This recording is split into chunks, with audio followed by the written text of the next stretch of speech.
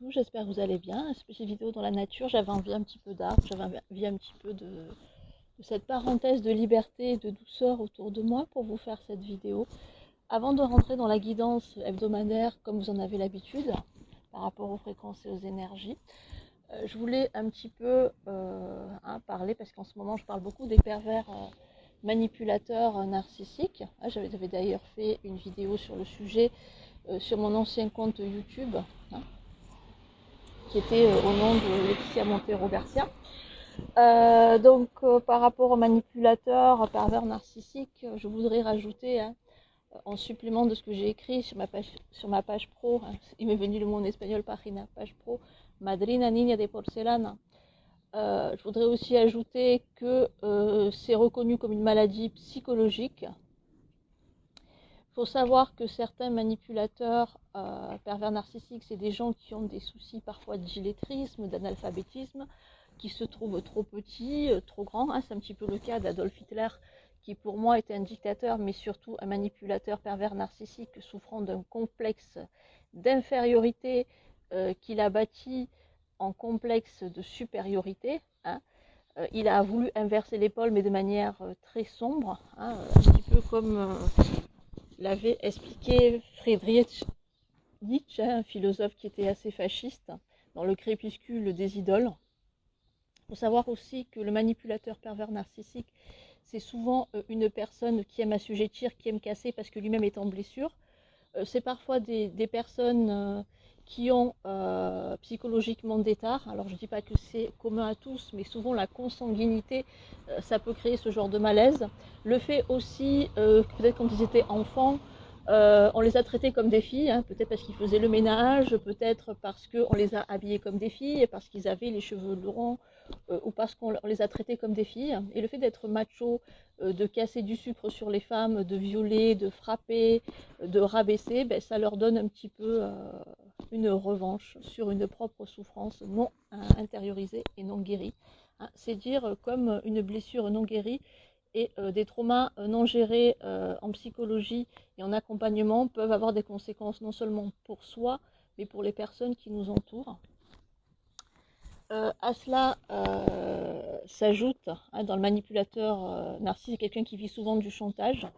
Et je pense que la victime a surtout besoin parfois, non pas de vengeance, même si c'est humain dans un instinct primaire de vouloir se venger, mais c'est surtout de ne pas lui donner de l'importance, et ça c'est très très dur, c'est quelque chose qui se fait au quotidien, de manière à ce que lui-même s'emprisonne et s'auto-empoisonne, j'ai envie de dire, de ses propres énergies. En ce qui me concerne, j'ai été entourée de manipulateurs pervers narcissiques dans ma vie, je pense que c'est un secret pour personne, et dans tous les genres, soit masculin ou féminin. J'ai été élevée dans la peur, on ne m'a pas appris à me battre ou à être forte, on m'a appris surtout à avoir peur et j'ai été la défenseuse quand j'étais enfant. J'ai réalisé tout ça parce que pour être thérapeute, il ne suffit pas de faire des études, non seulement, il faut également avoir une expérience. Et sur le coup, j'ai bien été gâtée, même s'il y a pire que moi. Le manipulateur pervers narcissique essaie toujours un petit peu d'analyser vos émotions. Il sait toucher là où ça fait mal. Et moi, par exemple, comme vous le savez, j'ai eu un deuil très traumatisant par rapport à mes enfants. Donc c'est vrai que quand on veut m'attaquer, forcément, quand on veut faire du mal, on va toucher, étant donné qu'on peut plus toucher mon cœur d'enfant, on va toucher mon cœur de mère. Alors j'ai eu droit parfois à des choses, c'est bien fait que tes enfants sont morts, parce que tu te caches derrière eux, tes enfants sont morts, tu auras le même sort qu'eux, voilà, je ne vais pas rentrer dans les détails. Quand il y en a qui m'ont dit, bien sûr, mais ce jour-là, tu n'avais pas le droit d'aller faire tes courses, c'est de ta faute. Si tu n'es pas parti à Carrefour, tes enfants ne seraient pas morts. Mais sauf que mes enfants, moi, écoute, vous savez, comme toute mère, mon grand défaut, ça a été la confiance. Après, c'était le destin, comme on dit, c'était le destin. Je ne suis pas allée en boîte de nuit, je ne suis pas partie chercher un amant. Je suis allée faire mes courses. Pour moi, ils étaient en de bonnes mains. C'est pas que je veux reparler de ça. Après, ça a été la vie, un mauvais concours de circonstances. Et justement, c'est une personne qui souffrait mentalement, voilà, qui a commis ce geste irréparable. Je ne vais pas rentrer dans le détail. et qui ont fait que voilà, ça devait peut-être se passer comme ça parce que c'est le destin.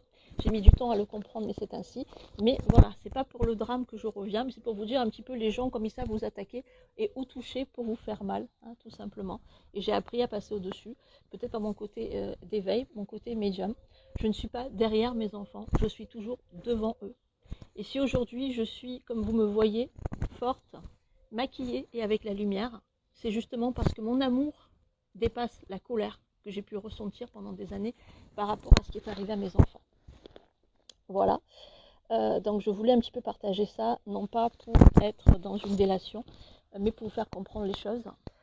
Lorsque j'ai eu moi-même mes souffrances avec un manipulateur pervers narcissique, vous savez, dans ce moment-là, vous voulez vous en sortir, vous voulez qu'on vous aide, mais vous ne pouvez pas vous imposer chez des personnes parce que vous avez peur des conséquences, vous avez peur que la personne qui va s'en mêler puisse recevoir un coup ou être mal. Et je pense que si la personne de elle-même ne vient pas vous secourir, vous n'oserez jamais taper aux portes.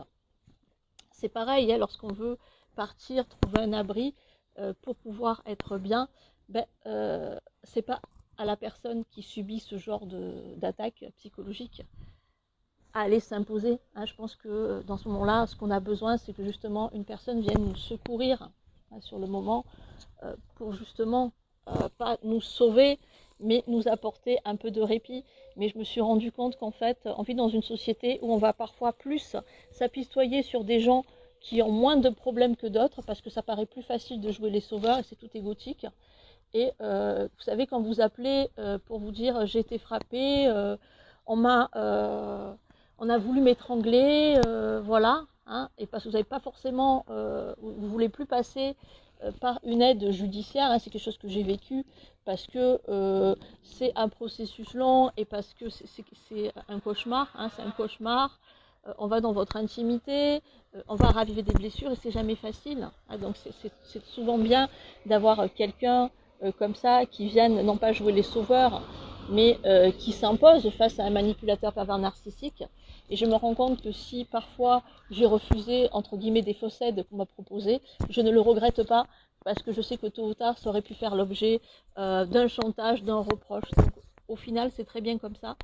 Et je m'en suis toujours remis au ciel. Je ne dis pas que les personnes qui m'ont fait du mal, je vais me réjouir de leur mort ou de leurs épreuves, mais au contraire, je vais prier pour elles, pour qu'elles puissent grandir, pour qu'elles puissent comprendre le mal qu'elles ont provoqué et pourquoi elles en sont là aujourd'hui. Je pense que quand on demande au ciel une justice, ce n'est pas pour une vengeance, hein, les victimes, que ce soit des crimes, de viols ou quoi, c'est pour montrer que par l'épreuve, on peut arrêter un processus fatal. Hein. Prenons un exemple, quelqu'un qui a violé collectivement quelqu'un qui a tué quelqu'un, qui l'a laissé au milieu de la route, hein, qui a frappé, qui n'a pas vu, pas pris, il va se dire « Ah, j'ai une chance inouïe, j'ai une protection naturelle, qu'est-ce qui m'empêche d'assujettir les autres? Qu'est-ce qui m'empêche de faire du mal si la loi ou si quelqu'un ne me rattrape pas ?» Je continue. Hein. Alors que quelqu'un qui a fait des erreurs, comme moi et comme beaucoup de personnes, hein, moi-même j'ai fait des erreurs parce que c'était des solutions d'urgence, parce que j'ai voulu encore une fois à l'époque jouer la sauveuse et éviter des conflits, je l'ai payé lourdement par un enfermement et ça m'a servi de leçon. Mais il y en a en fait, ils font du mal et ça ne leur sert pas de leçon. Ils commettent des injustices, des erreurs de jugement, ils se cachent derrière des personnes pour faire leur crasse et ça ne leur sert pas de leçon. Donc c'est dans l'épreuve. L'épreuve, c'est fait pour grandir, c'est pas fait pour nous assassiner, c'est fait pour grandir. Donc voilà un petit peu pour la petite aparté. Allez, on passe à la guidance. Alors on va passer sur le signe des béliers. Alors par rapport au signe des béliers, moi pour cette semaine qui arrive, j'ai beaucoup d'hommes béliers qui vont être dans le doute. Le doute par rapport à leur protection, se dira jusqu'à présent j'étais très très protégée. Ils vont sentir en fait le poids du vieillissement pour certains, le poids de leurs limites, de leurs faiblesses. Ils vont être certains dans une sorte de repentance forcée, hein, parce que c'est une superstition. Tout ce qui m'arrive, je l'ai mérité. J'ai peur que ça aille de plus en plus, donc je dois travailler là-dessus. Et c'est très bien cette prise de conscience. Là, cette fois-ci, ça va passer ou ça va casser. Ou vous acceptez le changement et de vous plier à votre cœur, ou les épreuves iront crescendo, hein, tout simplement.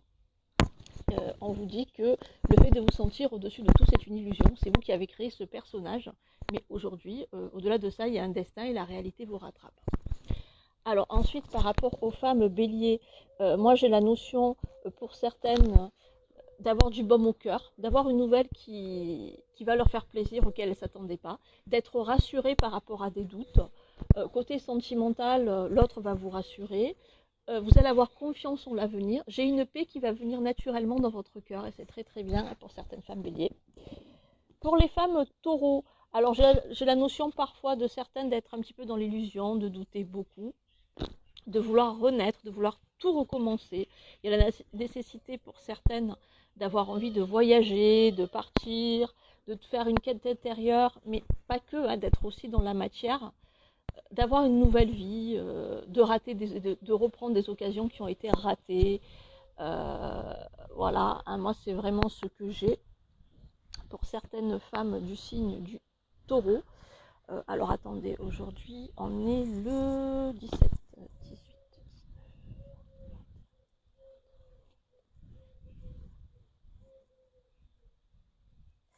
Alors oui, voilà, parce que je vais beaucoup en guématrie. Donc pour certaines femmes du signe du taureau, j'ai la notion un petit peu d'un message qui peut être contrariant sur la fin de la semaine prochaine. On me dit que ce message, il est envoyé par répit, mais la personne, au lieu de vous dire les choses ouvertement avec le cœur, hein, elle va aboyer comme un chien. Et en aboyant, ça peut faire un conflit. On vous conseille vraiment d'être calme. Et on vous dit aussi que vous allez un petit peu apprendre une nouvelle qui vous concerne sans vous concerner. Mais la personne, quand elle vient vous contacter, c'est pour vous annoncer un décès qui ne vous concerne pas, mais qui est peut-être familial ou une question d'héritage. Mais en tout cas, il y a un décès. Voilà, je vous reprends après. Bisous.